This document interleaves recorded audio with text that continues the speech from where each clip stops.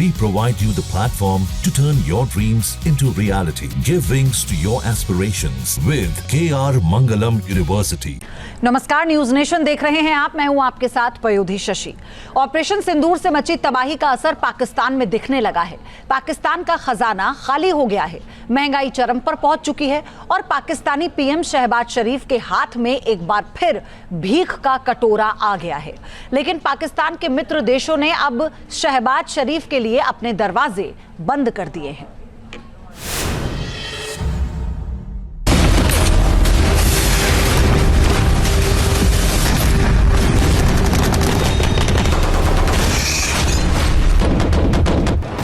Operation सिंदूर ने पाकिस्तान को कहीं का नहीं छोड़ा।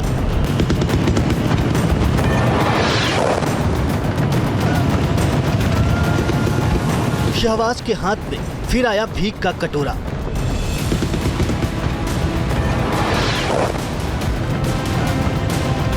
सऊदी अरब ने हड़काया, यूएई ने लगाई फटकार, तुर्की और चीन ने किया शहबाज शरीफ को दरकिनार। ऑपरेशन सिंदूर के बाद पाकिस्तान की हालत पतली हो गई है।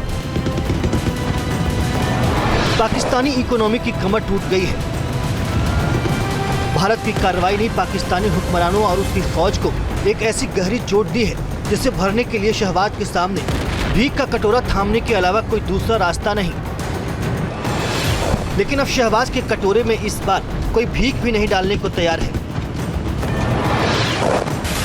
पाकिस्तान जिन्हें अपना दोस्त मानता है, अब उन्होंने ही बेगिंग बाउल के साथ शहबाज शरीफ की अपने अपने देशों में एंट्री बंद कर दी है। सऊदी अरब, यूएई, तुर्की और चीन ने शहबाज शरीफ को साफ साफ मना कर दिया है कि वो अब भीख का कटोरा लेकर उनके पास कतई नहीं आए। ये कबूलनामा खुद शहबाज शरीफ का है, आप भी सुनिए।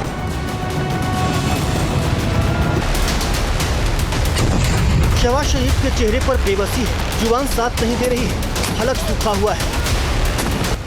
इसीलिए खुद के साथ साथ जनरल मुनीर को भी ताकीद कर रहे हैं, दोबारा कटोरे के साथ मुंह उठाकर चले मत जाना भीख मांगने, नहीं तो अब चवन्नी भी नहीं मिलने वाली।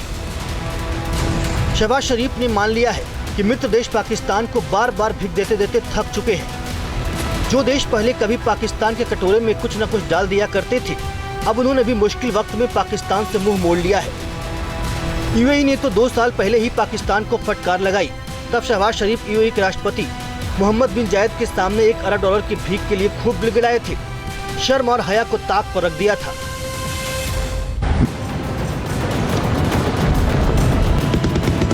इस बार तो पाकिस्तान के सामने कोई रास्ता ही नहीं बचा है। एक अनुमान के मुताबिक पाकिस्तानी एयरफोर्स को करीब $3.5 बिलियन का तगड़ा नुकसान पहुंचा है।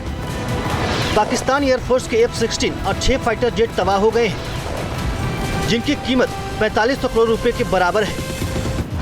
पाकिस्तान के airborne early warning and control यानी AWACS विमान भी तबाह हो गया है। इसकी कीमत 290 करोड़ रुपए है। भारत के सटीक एक्शन ने पाकिस्तान की 2 शाहीन मिसाइलों को नष्ट कर दिया था। हर मिसाइल की कीमत 66 करोड़ रुपए है। पाकिस्तान की एक IL-78 फ्यूल टैंकर को भी भारत ने तबाह कर दिया है, जिसकी कीमत 290 करोड़ रुपए है। पाकिस्तान के तुर्की से खरीदे गए कई बायरा कटार TV-2 UCAV ड्रोन को भी भारत के डिफेंस सिस्टम ने हवा में ही राख कर दिया। प्रत्येक ड्रोन की कीमत 50 करोड़ रुपए है। भारत ने ब्रह्मोस मिसाइल से पाकिस्तान के 11 एयरबेस को तबाह कर दिया। अकेले सरगोधा एयरबेस पर 830 करोड़ रुपए का नुकसान हुआ है। माना जा रहा है कि ऑपरेशन सिंदूर की वजह से पाकिस्तान को कुल 29,000 करोड़ रुपए की संपत्ति का नुकसान पहुंचा है।